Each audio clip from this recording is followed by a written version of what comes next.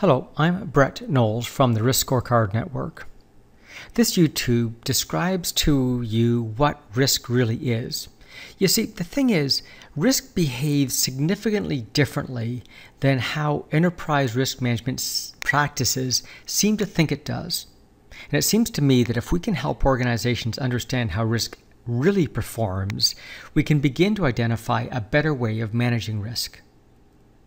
So I'm going to answer the question, risk is. Risk is driven by strategy. The idea is, as strategy puts pressure on the organization, risks increase in the supporting areas.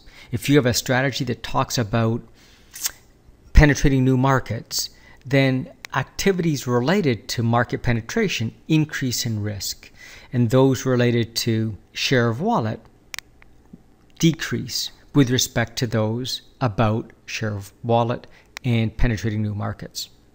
So the idea is that as strategy increases its weight in one area, risk increases in another area.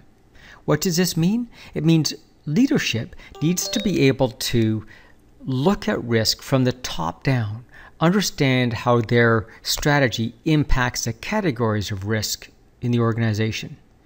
So we should be able to identify risk in key categories, and leadership should be able to guide us towards how much risk is related to their strategy in those categories. But risk is seen inside the organization. So those people closest to those risks are the ones that need to actually assess the impact of those risks.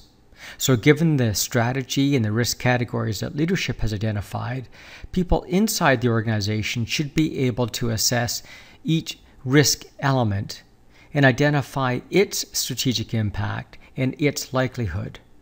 Now, the important thing is here, we're looking at those risks not in a traditional scale of 1 to 5, but what is their impact against those strategic priorities? So as we multiply impact by priority, we get a better footprint of what kind of risk is actually occurring in the organization. But risk does not wait for quarter end. Every moment of every day, risk is occurring. And risk doesn't wait till quarter end to exist in a way that management should take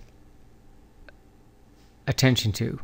So risk measurement must match the rate at which those risk-related activities occur, whether that's moment to moment, daily, weekly, monthly.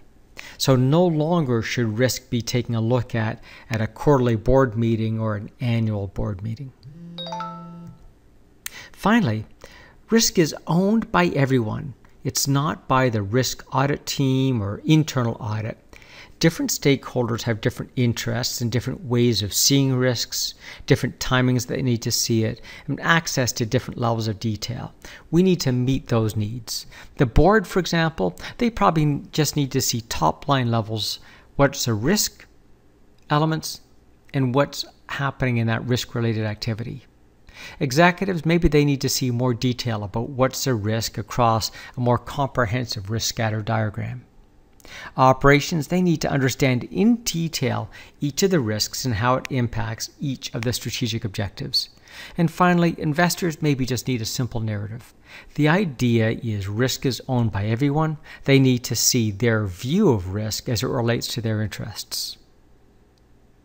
So this infogram describes what risk is.